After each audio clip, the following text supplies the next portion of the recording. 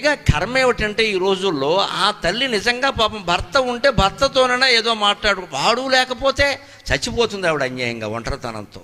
భార్య లేకపోతే భర్త పరిస్థితి ఏమిటండి? 60 ఏళ్ళు 70 ఏళ్ళు వచ్చాక భార్య పోతే అంతకంటే పెద్ద దౌర్భాగ్యం ఇంకోటి లేదండి. మొగాడికి ముఖ్యంగా ఆర్థికమైన లోటు లేకపోతే ఆడవాళ్ళకి ఏదో నడిచిపోతుందండి. ఎందుకంటే వాళ్ళ కాఫీ వాళ్ళు కాచుకుంటారు, ఇంత ఉడకేసుకుంటారు. మా మొగాళ్ళ బతుకులు ఏంటంటే అన్నిటికీ ఆడవాళ్ళ మీద ఆధారపడతాం. మాది పూర్వతరం, బాగా చేసేవాళ్ళే దొరికారు మా అదృష్టం కొద్దీ, మమ్మల్ని చేయనివ్వరు వాళ్ళు.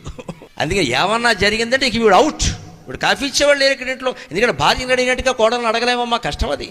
పెద్దవాళ్ళకి ఎప్పుడు అంటే వాళ్ళకి ఇష్టమైన ఆహారం పెట్టాలమ్మా, మన నిబంధనలు వాళ్ళకి పెట్టకూడదు. రంగమార్తాండ సినిమా చూస్తే అర్థమవుతుంది. అందులో ప్రకాష్ రాజు కోడలు, మీకు డైట్ ఫుడ్ తెచ్చాను పొద్దున్నే, నేను ఏదో పెద్ద కాస్త మనుషులు తినే ఫుడ్ పెట్టమ్మా అని చెబుతాడు. ఎందుకని ఆ ముసలాడు వాళ్ళకి 70 ఏళ్ళు 80 ఏళ్ళు ఉన్న వాడికి ఏదో పొద్దున్నే పులిహార తినాలని ఉంటుంది, పెసరట్టు తినాలి, ఉప్మా. నువ్వు వాడికి ఆరోగ్య సూత్రాలు చెబుతావు ఇక్కడ. వాడికంటే ఆరోగ్యం 10 ఏళ్ళ వాడికి చెప్పండి.